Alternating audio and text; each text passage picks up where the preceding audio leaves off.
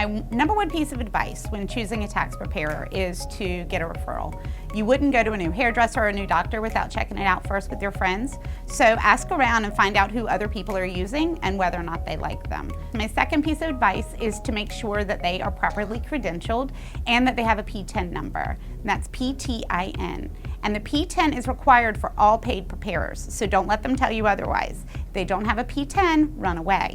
In terms of things you want to avoid a tax preparer who is going to try to talk you into extra credits and deductions. And kind of a red flag on that tends to be tax preparers who will work on commission.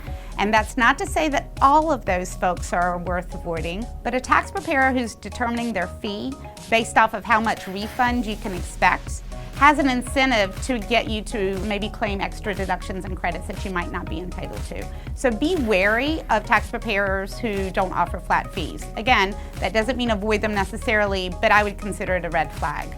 You also want to avoid any tax preparer who asks you to sign your own return as the preparer.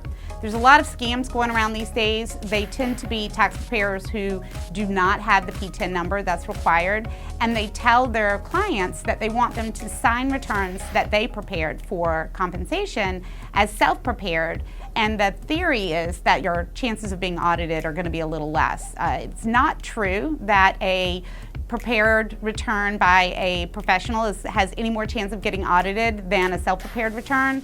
And more importantly, if you sign that return as self-prepared, if something happens and you get pulled for exam, you can't go back to the tax preparer and say, please explain this to IRS. So if a tax preparer is asking you to sign your own return saying that you self-prepared it, walk away. Also, any tax preparer who isn't necessarily going to stick around after tax day is someone that I would avoid. Most of the correspondent audits, which are those letters that IRS sends to you asking you questions about your return, most of those are sent in July.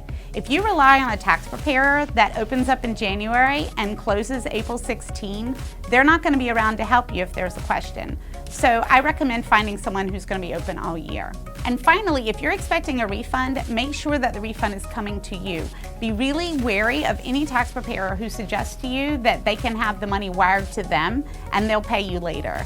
That's not the way the IRS works, and that's not how you want to get paid.